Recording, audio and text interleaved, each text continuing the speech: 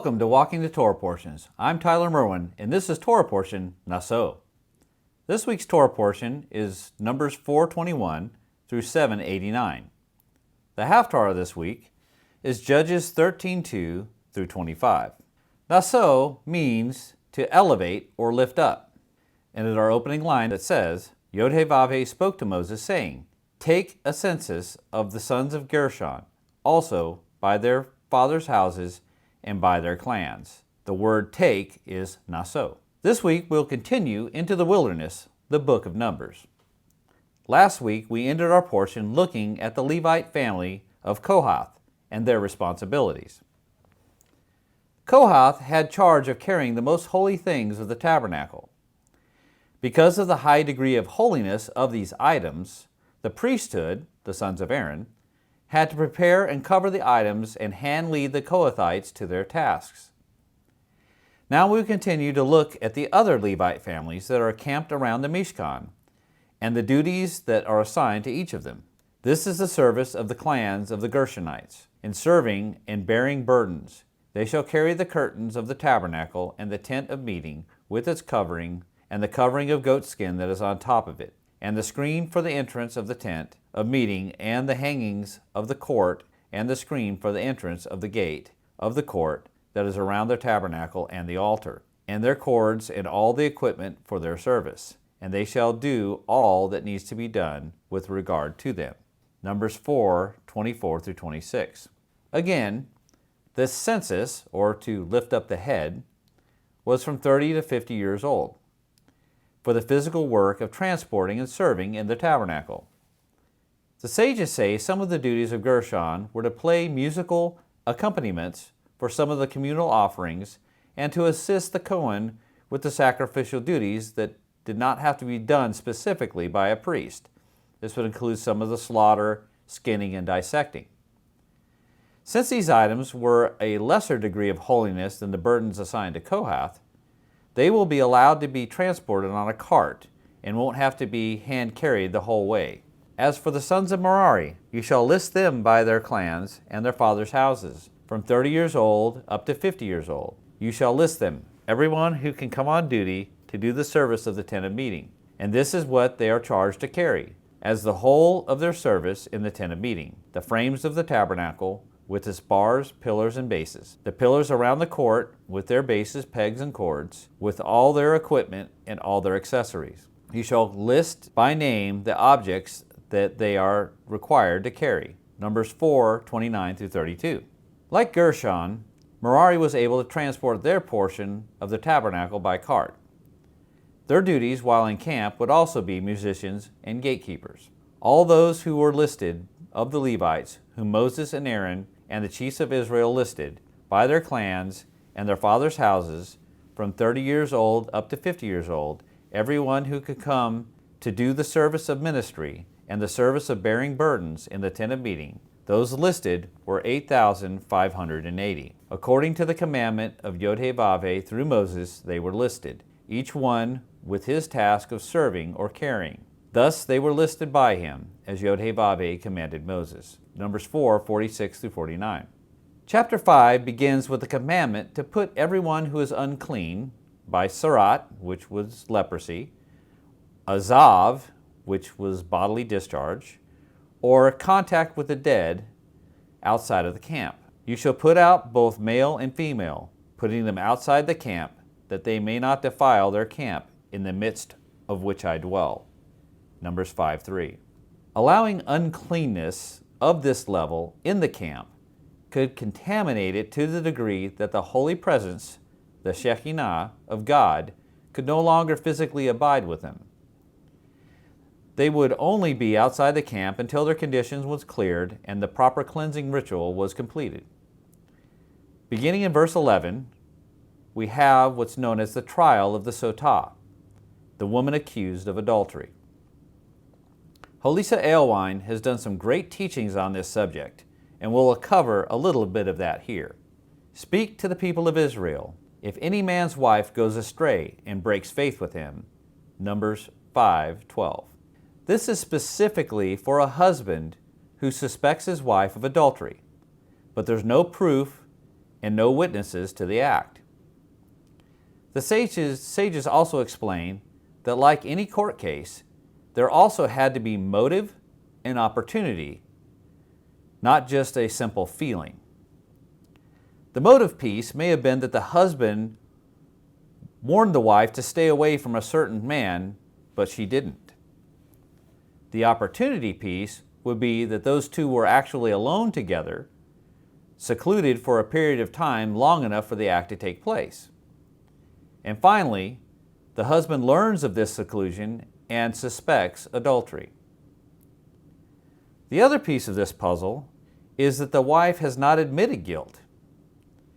If she had, then they would be divorced, and this ordeal of the sotah would not even take place.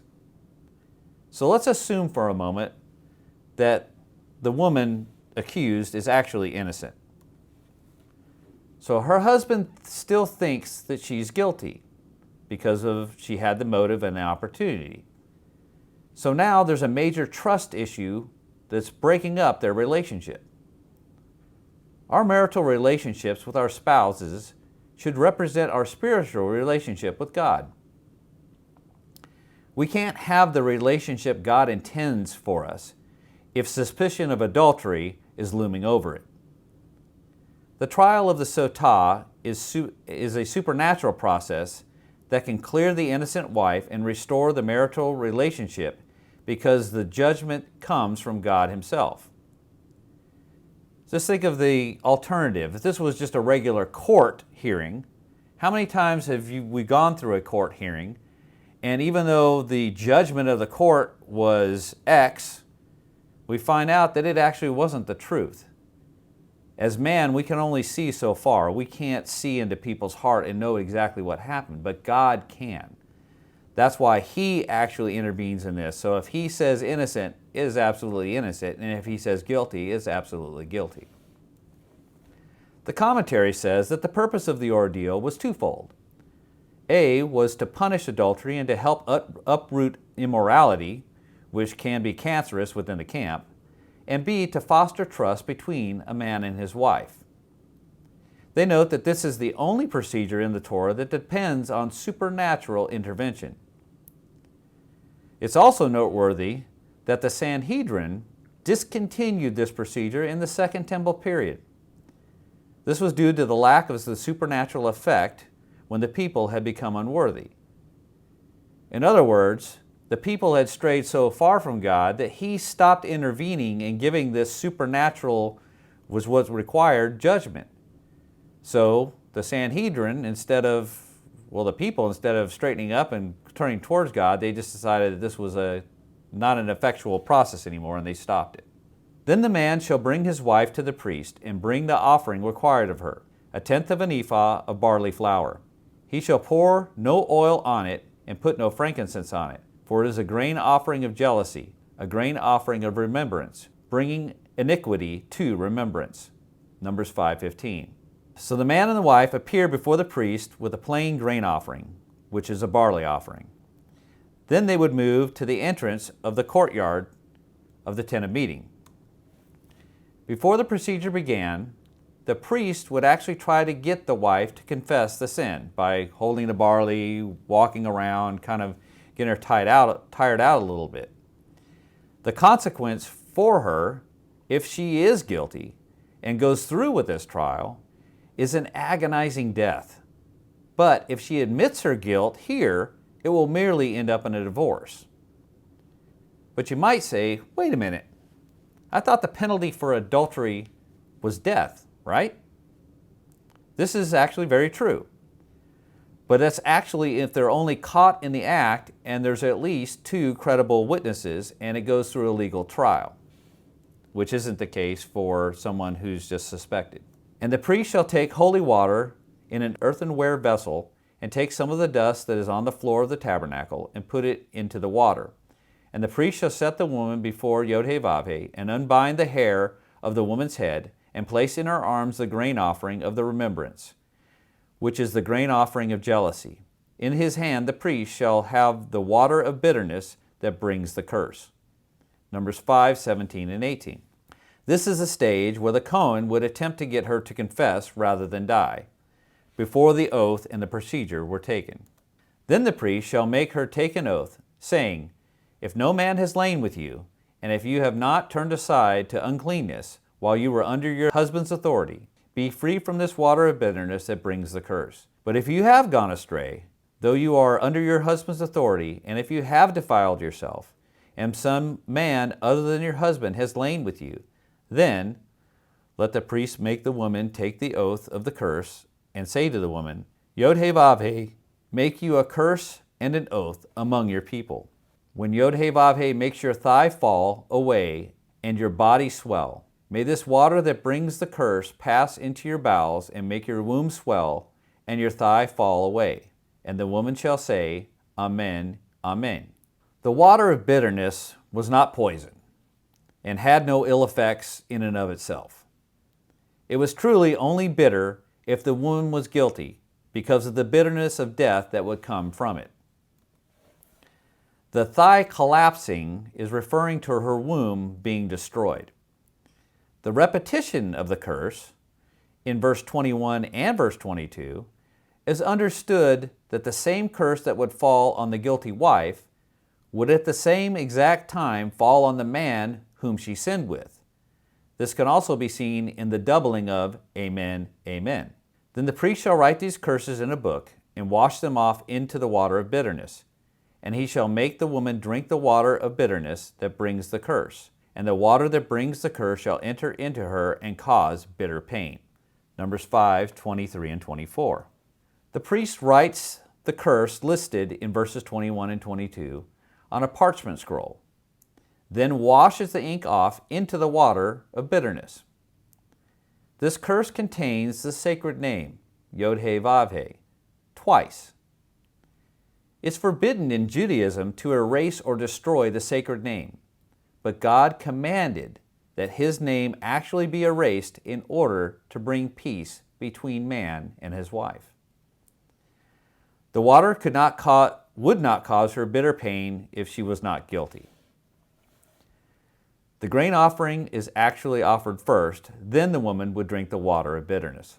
And when he has made her drink the water, then, if she has defiled herself and has broken faith with her husband, the water that brings the curse shall enter into her and cause bitter pain, and her womb shall swell, and her thigh shall fall away, and the woman shall become a curse among her people. But if the woman has not defiled herself and is clean, then she shall be free and shall conceive children. Numbers 5, 27 and 28. If she is guilty, this is an ugly way to go. But if she's innocent, the water will not only have no ill effect on her, but it will actually bless her in fertility. They say that she will have more children, or if she was bearing, she would actually bear children, or if she had difficult pregnancies or deliveries in the past, that these would actually become much easier now. The sages also understand that if the woman was guilty, but her husband, who felt jealous, was also guilty of the same behavior, the water of bitterness would have no effect on her. It's like the two would cancel each other out. The man shall be free from iniquity, but the woman shall bear her iniquity. Numbers 5:31. What this last line of the chapter is conveying is, if the woman was guilty and went through with the ordeal and died as a result, her husband would not be guilty of her death, as her death was due to her own actions. This ordeal of the sotah, you've seen also in the issue of the golden calf. When Moses came down the mountain and was angry with the people, he ground up the golden calf into powder and spread it out on the waters, then made all the people drink it. And it seemed to indicate that the ones that were guilty had some sort of a physical sign, maybe a swelling or something like that happened that indicated whom the Levites were to actually go kill. So chapter 6 covers the laws of the Nazarite. So what is a Nazarite? Taking on a Nazarite vow places a person into a special state of holiness during the period of the vow. A man or a woman can take this vow. The Hebrew word Nazir or Nazarite means separated, or consecrated. In this case, it means consecrated or separated to Yod-Heh-Vav-Heh. The chapter begins with the three main areas of separation. And Yod-Heh-Vav-Heh spoke to Moses, saying, "Speak to the people of Israel, and say to them, when either a man or a woman makes a special vow, the vow of a Nazarite, to separate himself to Yod-Heh-Vav-Heh, he shall separate himself from wine and strong drink. He shall drink no vinegar made from wine or strong drink, and shall not drink any juice of the grapes, or eat grapes, fresh or dried. All the days of his separation he shall eat nothing that is produced by the grapevine, not even the seeds or the skins." Numbers 6, 1-4. The first area is abstaining from grape products, especially wine, which would be new wine, which had a less alcohol content. It was more of the daily drinking wine that was used on a regular basis, and old wine, which would be considered the strong drink. All the days of his vow of separation, no razor shall touch his head, until the time is completed for which he separates himself to Yod-Heh-Vav-Heh. He shall be holy. He shall let the locks of his hair of his head grow long. Numbers 6:5. The second area is no haircuts. All the days that he separates himself to Yod-Heh-Vav-Heh, he shall not go near a dead body, not even for his father or for his mother, for brother or sister. If they die, he shall make himself unclean, because his separation to God is on his head. All the days of his separation he is holy to Yod-Heh-Vav-Heh. Numbers 6, 6-8. The third area is avoiding human dead bodies, even for his closest relatives. Aleph Beta has a great teaching on this, where they ask the question, where have we seen this before? Who else have we studied about that has restrictions from drinking wine, has commandments on how they are to keep their hair, and cannot come in contact with the dead bodies, not even their close relatives? This would be the Kohen Gadol, or the high priest.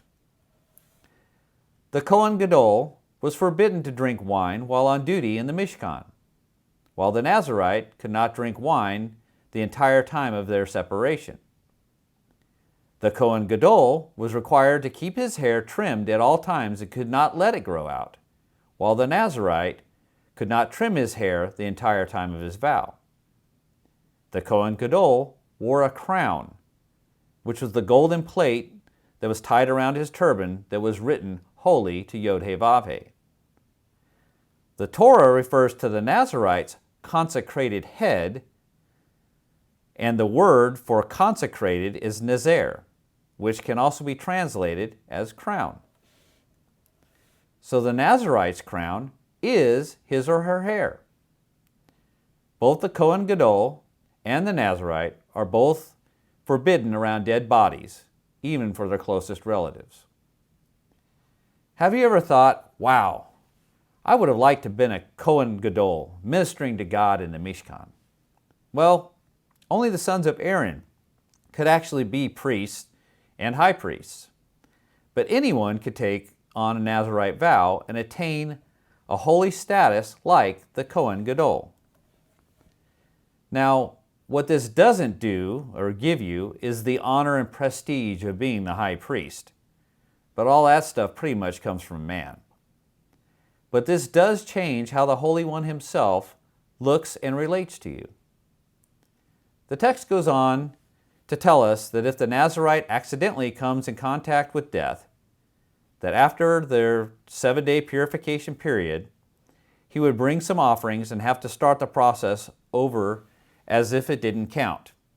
Like there was a penalty on the play, holding, replay first down. So at the conclusion of the vow, the Nazarite goes to the entrance of the tent of meeting and brings the offering specified in verse 14 and 15. After this, he or she will shave their head, and the hair will be burned on the altar under the shelamim, or the peace offering. This is a picture of the Nazarite taking off their crown and returning it to God, burning it up on the altar, letting it arise to which it came. Verses 22 through 27. cover the priestly blessing, or the Aaronic benediction. Yod-Heh-Vav-Heh spoke to Moses, saying, Speak to Aaron and his sons, saying, Thus you shall bless the people of Israel. You shall say to them, Yod-Heh-Vav-Heh bless you and keep you. Yod-Heh-Vav-Heh make his face to shine upon you and be gracious to you. Yod-Heh-Vav-Heh lift up his countenance upon you and give you peace. So shall they put my name upon the people of Israel, and I will bless them.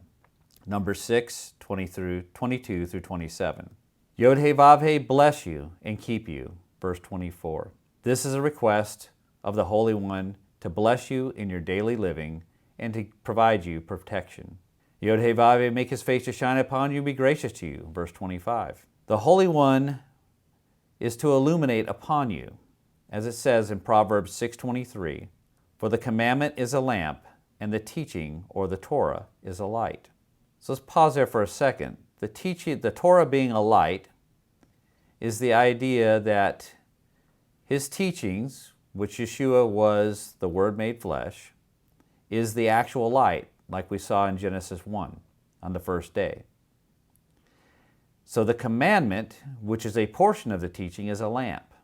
Those are the pieces that are given to us. So when we do commandments, we're actually using that light in a physical process to actually bring forth the kingdom here on earth. It's also mentioned about granting favor and grace in the eyes of God and man. That's the be gracious to you. Yod-Heh-Vav-Heh lift up his countenance upon you and give you peace. Verse 26. This literally says for Yod-Heh-Vav-Heh to lift up his face to you, which is the opposite of his anger, when he says he will hide his face from you. Shalom, as we've covered before, is not a peace that's due to the absence of conflict, but it is a wholeness or a completeness, which is that peace that surpasses all understanding. Chapter 7 covers in detail the voluntary offerings from the 12 tribes for the service of the Mishkan.